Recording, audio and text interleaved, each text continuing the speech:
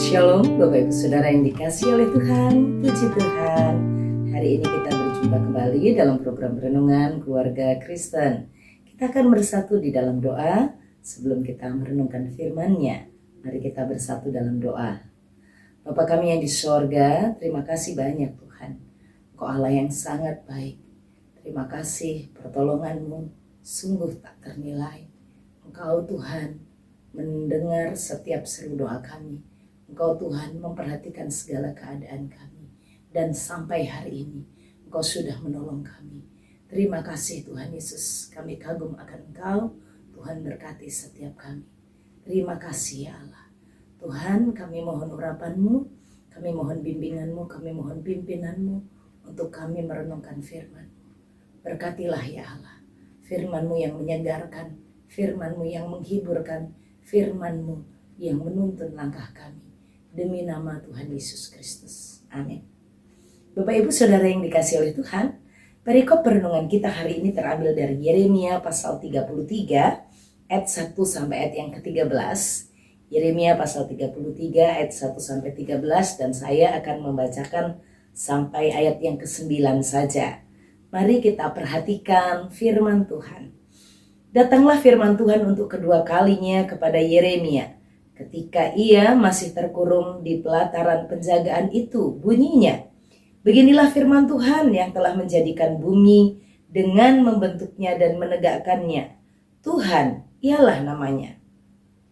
Berserulah kepadaku, maka aku akan menjawab engkau, dan akan memberitahukan kepadamu hal-hal yang besar yang tidak terpahami, yakni hal-hal yang tidak kau ketahui. Sebab beginilah firman Tuhan Allah Israel, mengenai rumah-rumah di kota ini dan mengenai gedung-gedung istana Raja Yehuda yang dirobohkan untuk dipakai terhadap tembok-tembok pengepungan dan pedang.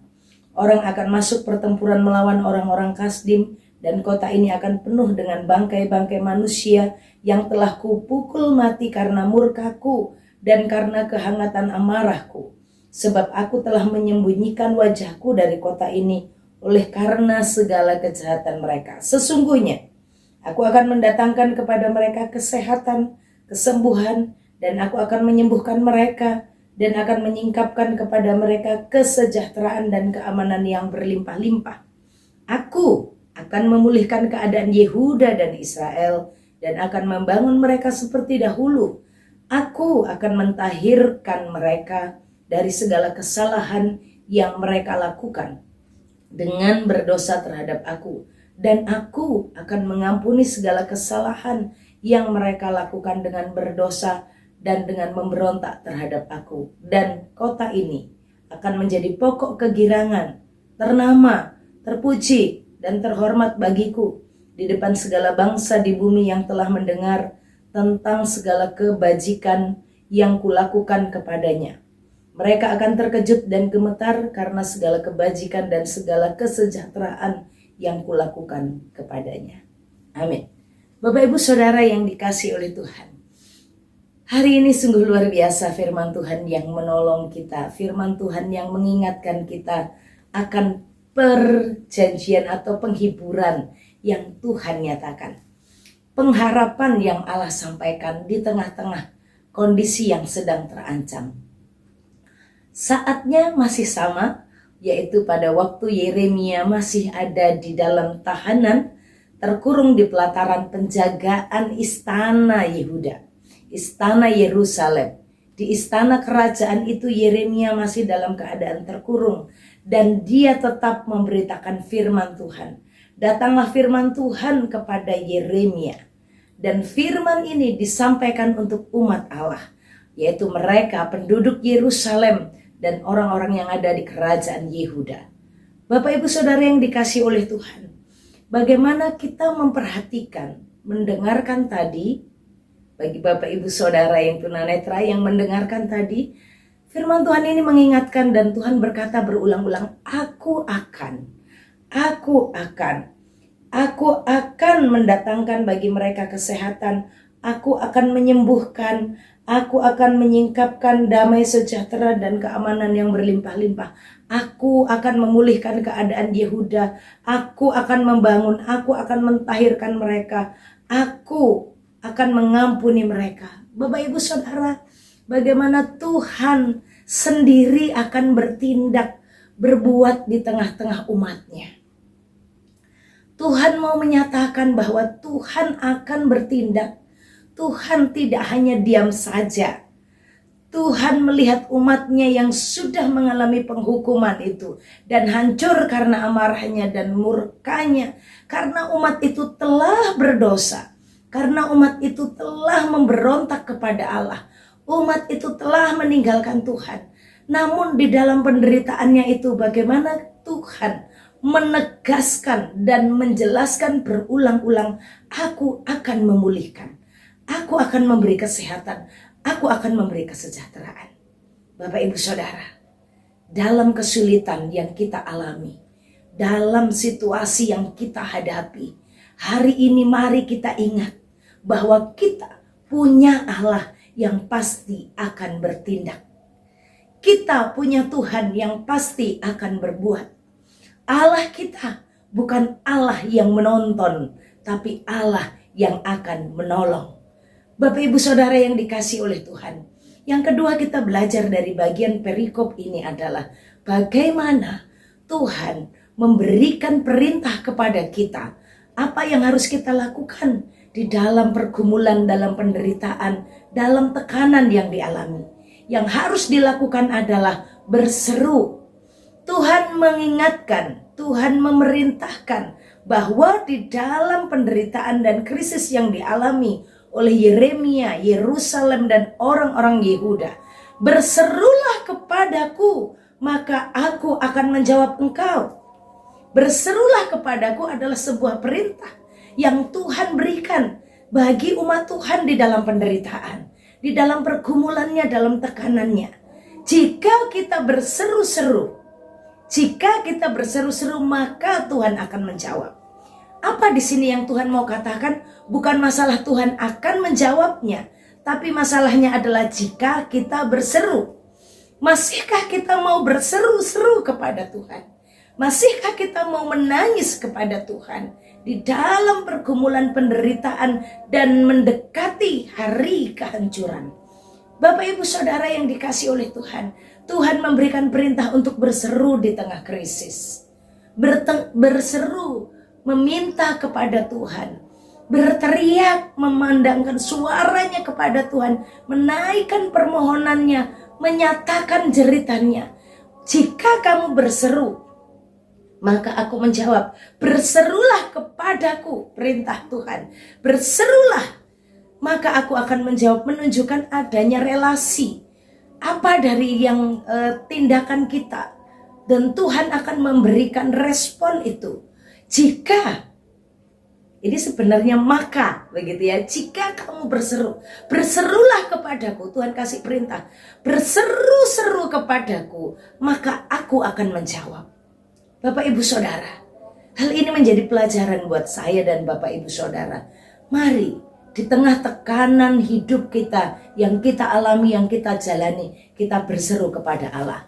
Saudara, kaum pelajar, mahasiswa, dalam tekanan studimu, dalam ketakutan yang engkau alami, dalam studi tugas-tugas yang engkau rasakan, engkau seperti tertekan, engkau tertindas, engkau dalam kondisi yang sulit, kondisi yang takut, dalam sekolahmu, dalam kuliahmu, dalam tugas akhirmu, dalam skripsimu. Tuhan ingatkan, berserulah kepadaku.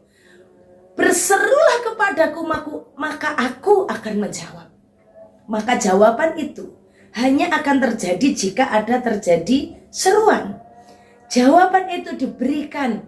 Tuhan akan menjawab kalau kita meminta kepada Allah. Kalau kita berseru-seru. Kalau tidak ada seruan, maka tidak akan ada jawaban. Bapak Ibu Saudara, mari kita juga terapkan di rumah tangga kita, di keluarga kita. Membawa anak-anak kita untuk melakukan mesbah keluarga, persekutuan keluarga, family altar. Kita bersama orang tua dan anak, pasangan istri dan suami. Kita bersama berseru kepada Tuhan. Maka Tuhan akan menjawab. Kapan Tuhan dengarkan seruan dari keluargamu? Kapan Tuhan mendengarkan engkau bersatu di dalam doamu? Kapan engkau berseru-seru? Bapak Ibu Saudara yang dikasihi oleh Tuhan, berserulah kepada Tuhan, maka Ia akan menjawab. Jawaban akan engkau dapatkan saat engkau mengambil langkah untuk berseru kepadanya. Berserulah di dalam tantangan pekerjaanmu, di dalam tekanan pekerjaan di akhir tahun ini ya Bapak Ibu Saudara. Ada banyak hal yang harus engkau kerjakan dengan pekerjaanmu dan engkau mungkin lelah, engkau tertekan, engkau stres, engkau bergumul. Berserulah kepada Tuhan, maka Tuhan akan menjawab. Dalam segala keadaan kita, mari kita berseru kepada Allah. Dan Tuhan memberikan pemulihan. Tuhan memberikan pemulihan secara total. Di dalam ayatnya yang ke-6, 7, 8, 9. Pemulihan Tuhan lakukan bukan hanya pemulihan secara fisik. Aku akan memberikan kesehatan kepadamu. Tapi Tuhan katakan, aku juga akan memberikan kesejahteraan secara sosial. Tapi berikutnya juga Tuhan akan memulihkan mereka, bagaimana mereka secara rohani dengan Allah. Aku akan mentahirkan mereka. Aku akan mengampuni mereka. Bapak Ibu Saudara, pemulihan Tuhan berikan buat setiap orang yang berseru kepadanya. Tuhan akan melakukan pemulihan itu.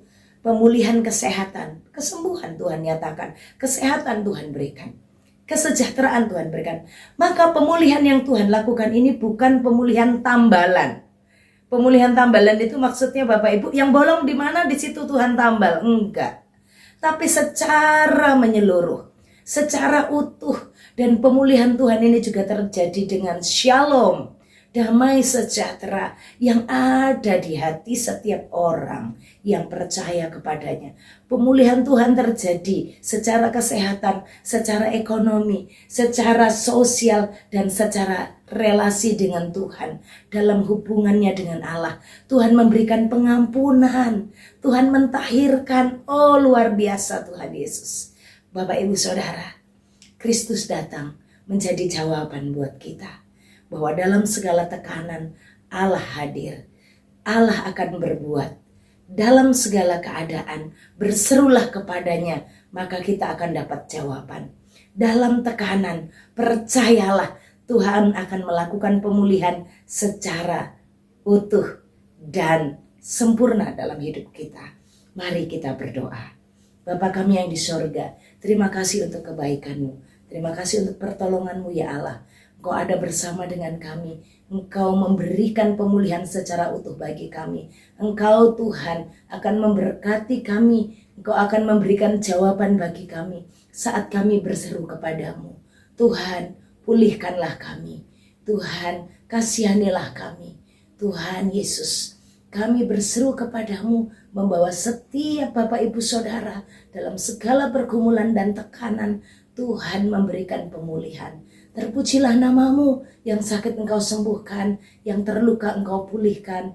Dalam nama Yesus, dalam segala keadaan, berkat-Mu Engkau curahkan. Dalam ketakutan, dalam kegentaran, damai sejahtera-Mu menguasai kehidupan kami, memulihkan rumah tangga kami, memberkati pekerjaan dan aktivitas kami. Demi nama Tuhan Yesus, arahkan hatimu kepada Allah dan terimalah berkat-Nya. Tuhan memberkati engkau dan melindungi engkau. Tuhan menyinari engkau dengan wajah-Nya dan beri engkau kasih karunia. Tuhan menghadapkan wajah-Nya kepadamu dan beri engkau damai sejahtera dari sekarang sampai selama-lamanya. Amin. Shalom, Tuhan Yesus